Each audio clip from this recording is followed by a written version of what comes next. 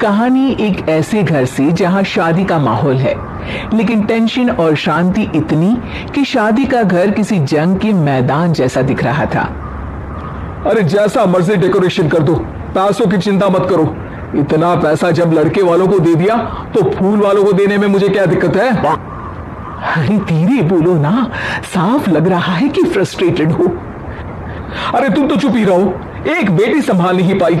सारा दिन मैं काम पर जाता था, सोचता था घर पर बच्चों को अच्छे से संस्कार मिल रहे होंगे, लेकिन नहीं, मैडम को तो अपनी किटी और फैशन से फुर्सत मिले तब ना। माँ चुपचाप वहां से चली जाती है। समझ में नहीं आता कि आखिर शर्मा खानदान में हो क्या रहा है। कल तक चिड़िया सी फुदकने वाली शीना की शादी यूं अचानक एक मोटे काले लड़के से क्यों हो रही है?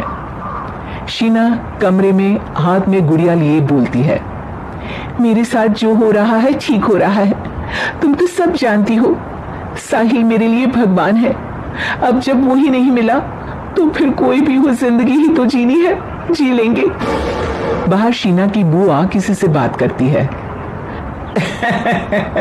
अरे मोटा नहीं, उसे तो खाते पीते घर का कहते हैं।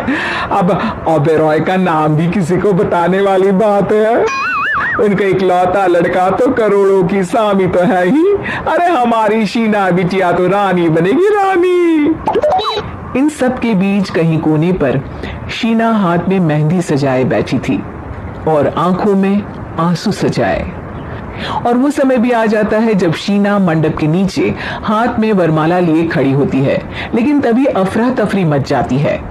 कोई कहता है, अरे लड़के की माँ को हार्ट अटैक आ गया। अरे अच्छी खासी थी, कैसे हो गया? अरे कहते हैं ना, किसी किसी लड़की के पैर अच्छे नहीं होते, हो सकता है कि मनहूस है ये लड़की। शीना पास खड़ी सब सुन रही थी। फिर शीना अपने कमरे में आ जाती है। शादी ये कहकर नहीं होती कि लड़की मनहूस है। अब लगातार शीना के लिए लड़के देखने आते, लेकिन आस पड़ोस या किसी के कहने पर शादी हर बार टूट जाती। लेकिन एक दिन, अंकल, मैं काफी दिनों से आपसे मिलने की कोशिश कर रहा था, लेकिन हिम्मत नहीं हो पा रही थी। अरे बेटा, हिम्मत तो हमारी टूटी पड़ी है। वैसे कौन हो तुम? मेरा नाम साहिल है अंकल। मैं शीना से प्यार करता हूँ और उसी से शादी करना चाहता हूँ। अरे अब तो किस जात के हो ये भी मायने नहीं रखता। बेटा, मेरी बेटी मनहूस है। ये सब कहते हैं कि इसीलिए उसकी शादी नहीं हो पा रही। अगर तुम शादी करने को तैयार हो तो ठीक है। शीना की शादी साहिल से हो जाती है। अगले दिन साहिल की मां का देहांत हो जाता है और एक बार फिर लोग शीना को अपशकुनी कहने लगते हैं। अरे खा गई दीदी को ये। अरे क्या जरूरत थी साहिल किसी मनहूस को घर लाने की? पर बुआ, माँ की तो तबीयत पिछले कई साल से खराब थी। डॉक्टर्स ने जवाब दे दिया था। क्या पता ये भी उनका सौभाग्य हो कि वो बहू का मुंह देख पाई। अरे बहू का मुंह देख पाई, या ये कह लो कि बहू का मुंह देखते ही स्वर्ग लोक सिधार गई। खैर, हमें क्या, घर तुम्हारा है, हम तो चले। अब शीना को खुद पर ही शक होने लगता है कि कहीं सच में वो अपशकुनी तो नहीं। साहिल, हम दोनों की शादी नहीं हुई होती तो अच्छा था। देखो ना, कैसे पहले मेरी शादी टूटती थी और अब तुम्हारी माँ भी। अरे ऐसा कुछ नहीं होता शीना, अपशकुनी वगैरह कुछ नहीं होता। ये सब तो ईश्वर के खेल है। वो शादी तुम्हारी इसलिए टूट गई क्योंकि तुमको मेरी पत्नी बनाना था, और माँ का जाना तो तय था।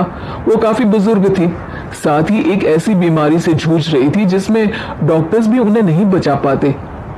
शीना साहिल की बात सुनकर तसल्ली कर लेती है और वहां से चली जाती है। अगले दिन, शीना, अरे ओ शीना, क्या हुआ? उफ, कहीं फिर मेरी वजह से कोई नुकसान? अरे नहीं नहीं शीना, तुम जानती हो, जिस प्रॉपर्टी के केस को हम बरसों से लड़ रहे थे उस पर फैसला आ गया, वो भी हमारे हक में। अब हम करोड़पति हो गए शीना।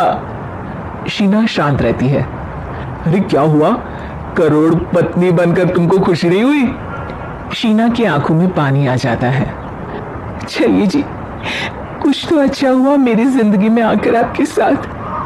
साहिल शीना को गले लगाकर कहता है, मेरी नई नौकरी भी तुम्हारे ही आने से लगी, ये प्रॉपर्टी का केस जीता, सब कुछ तो तुम्हारे आने के बाद ही हुआ।